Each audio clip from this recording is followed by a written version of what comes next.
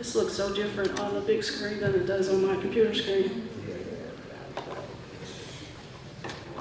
Thank you all for being here this morning. Can I ask a question? Are there any Lincoln City residents here? Okay, I wish there was more. I grew up in Lincoln City, and I just think there's something that it should be talked about and remembered. So I just want to give you a little background about Lincoln City. It was a black community literally within the bigger city, which we've all kind of seen those before.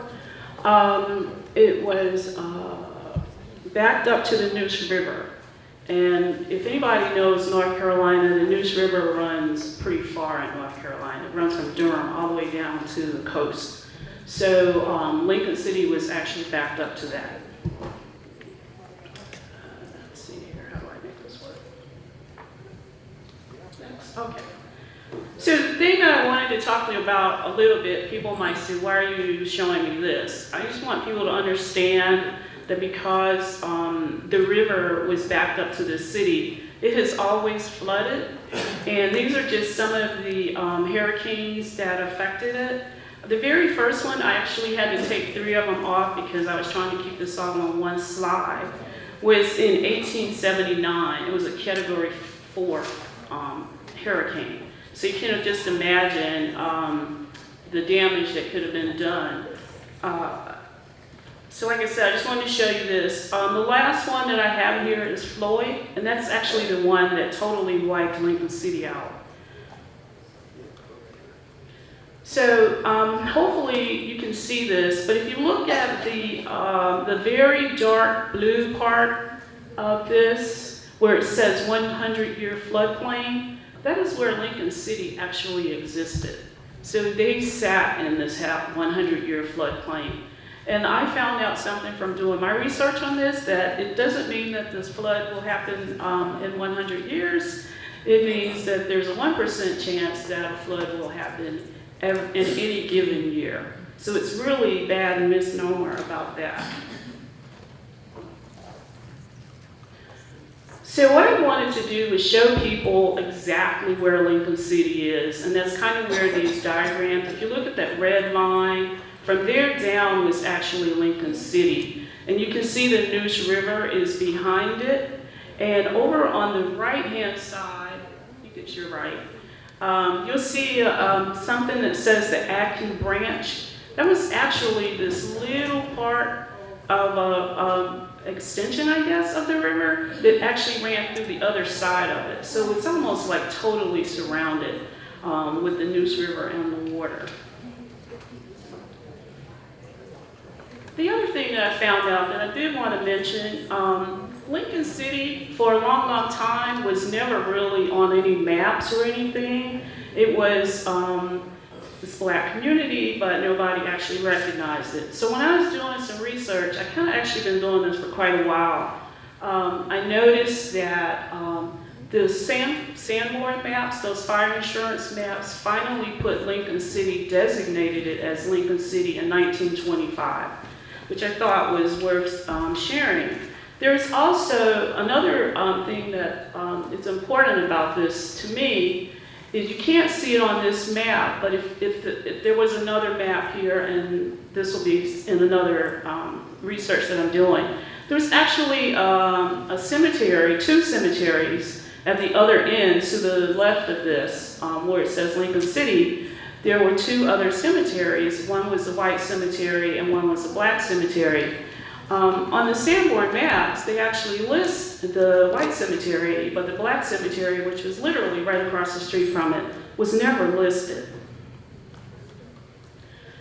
So we're going to talk a little bit about Lincoln City. There were 3 schools in Lincoln City, and I think this slide should have probably been in front of another one. But Mr. Abraham Lincoln Barnett, who was like the first person that actually moved into Lincoln City before it was Lincoln City, gave some of his land to build an elementary school. And this was like back in 1906. So therefore there was the McDaniel School, and then the Free Will Baptist Church had a school on University Drive. And this is just a picture that I found. that shows you what it was like when it flooded. This was in 1924. So this was the university's school. The other thing that I was interested in were the churches. I grew up in Lincoln City, so I knew about 3 churches on Lincoln Street, but there was actually more churches that I didn't even know about. So Antioch, Free Will Baptist, St. Peter's Disciples of Christ, and Faith Tabernacle were the 3 churches that I remember. The Emmanuel Christian Church, which was on the other end of Lincoln Street, I really wasn't familiar with it, nor the Central Star Christian Church. So these 3 churches, members of the community went to each one of them. My dad belonged to Antioch, my mom belonged to St. Peter's. So you can see how that was. The other thing I told you about that cemetery, so, okay, I gotta move. Cedar Grove Cemetery is still on Lincoln Street. I'm running out of time. So this is a picture of the 3 churches that still stand today. The only one whose membership is still on Lincoln Street is the one that says Antioch. There were businesses in Lincoln City. This is just a few of those listed here. I actually searched for more, and there's like, through the census, there's like 56 different occupations that the people have. So this is just a sample of professions. This is a very short list.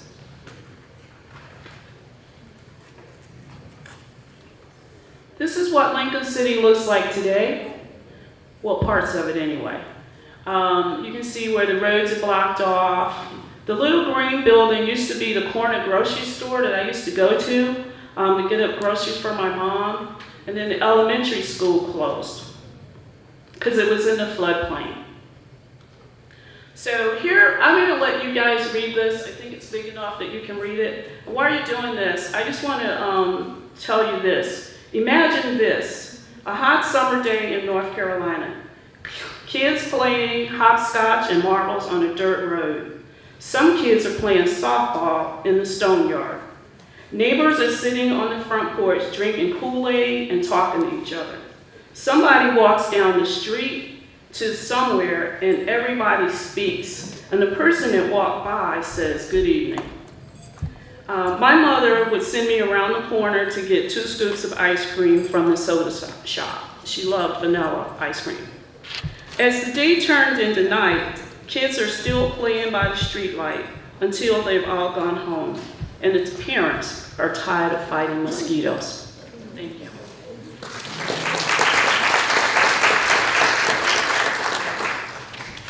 There was one addition to this, and I missed getting this in on time. This is upside down. This is actually what Lincoln City looks like now. It's all vegetation. It's all grown up because they moved the people out. Thank you. Thanks.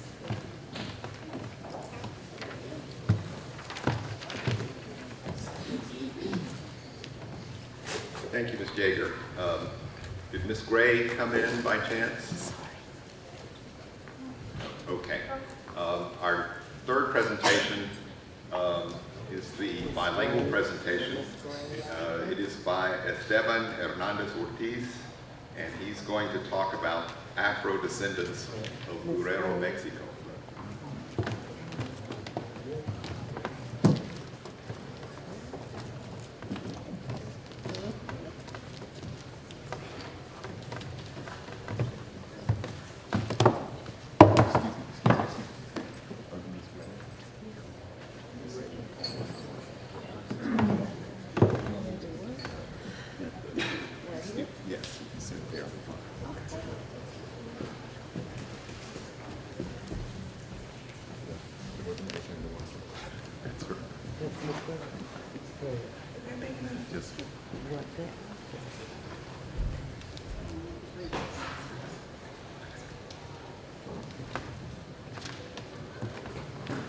Muy buenos días a todas las personas aquí presentes.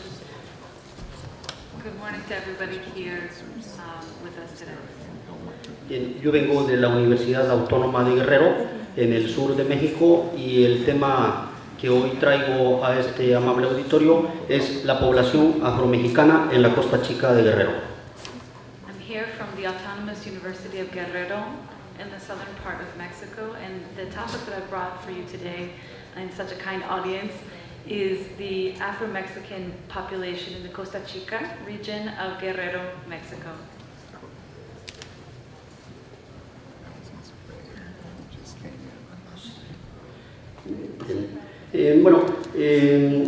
La Costa Chica de Guerrero es una región que también se comparte con Oaxaca, pero yo hablaré solo de Guerrero.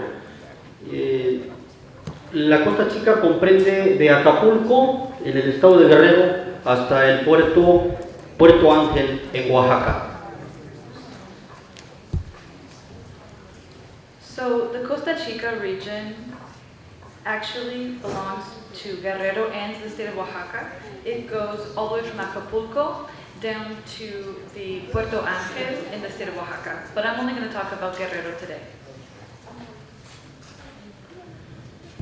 En esta región existen bailes como la artesa, que puede ser bailado por una pareja o por más personas en una tarima.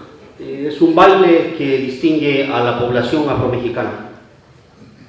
In this region, there are different dances that can be danced together on top of a little stage or separately.